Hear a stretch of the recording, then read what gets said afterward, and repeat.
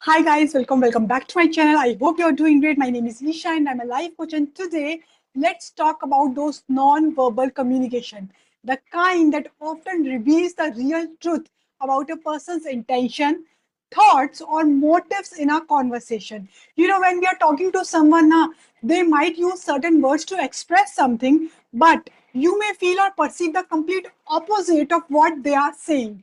That's because most communication between people is actually non-verbal in nature.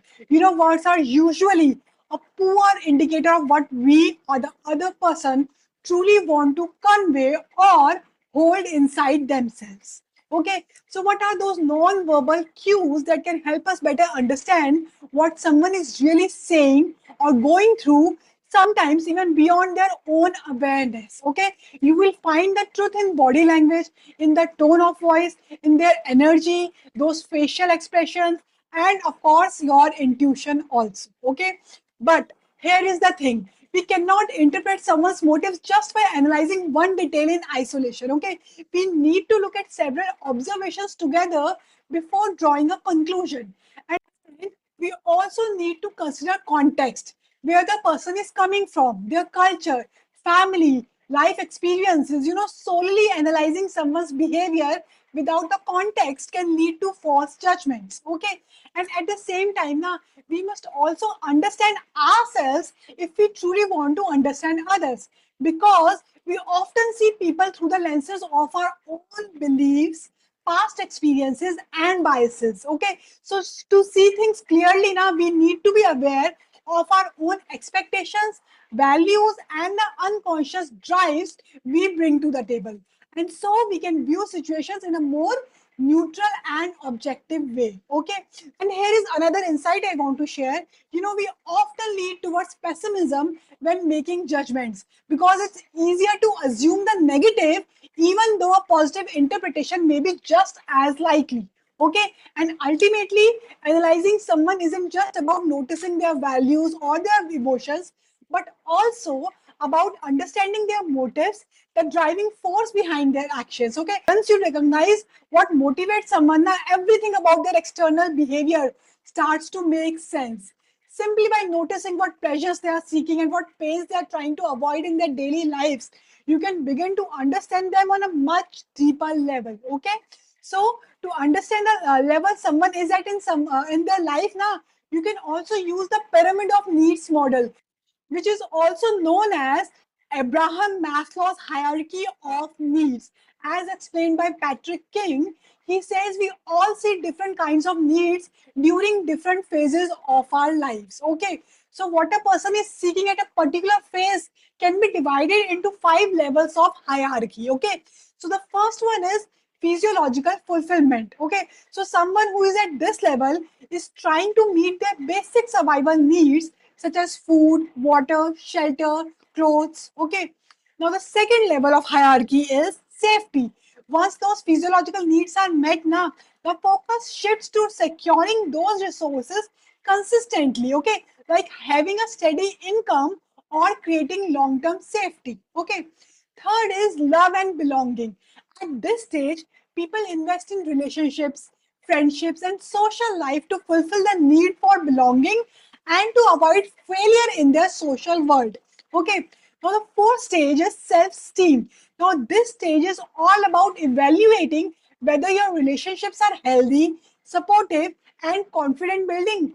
It's about decluttering your life, recognizing and valuing authenticity, and developing self-acceptance, as in how you see yourself even if you are misjudged or misunderstood by others. Okay, so here we are working on our self-esteem.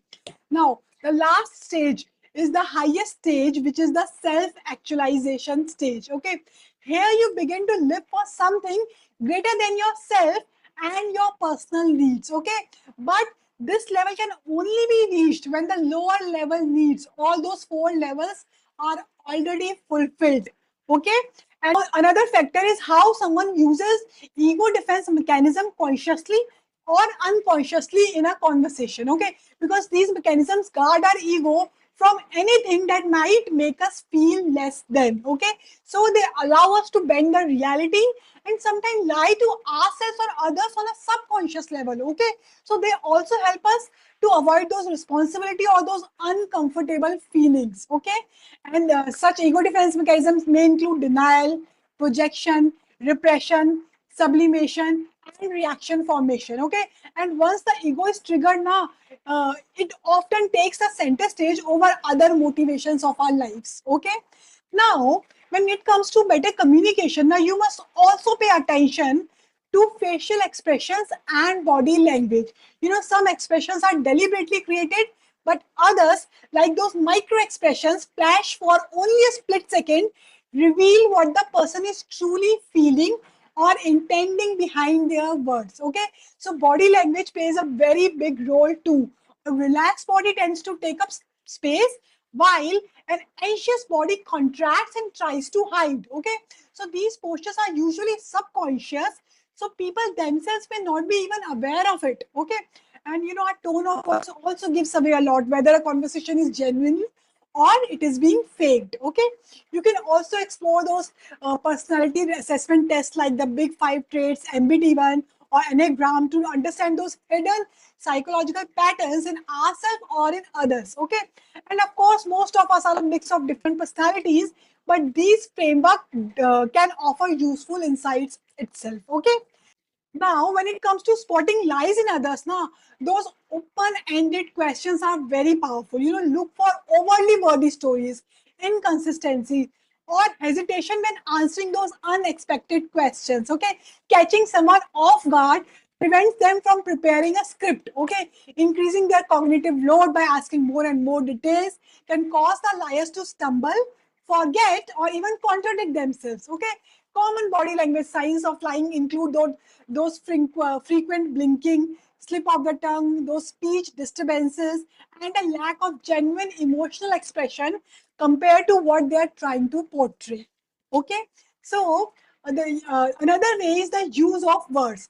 The use of words can also reveal a lot about a person. You know, someone who frequently use excessively negative words in a conversation often shows signs of poor mental health or low self-esteem. Okay, and a person's home and possessions also reflect their mental state.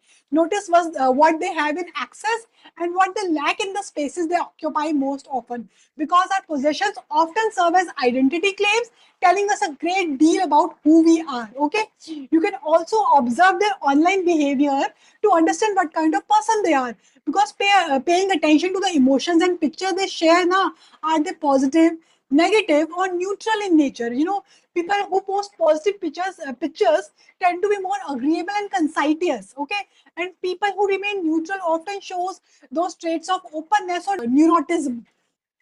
And of course, questions like the ones I shared in my previous video help you get through people's defenses and reveal their honest inside information about them right away.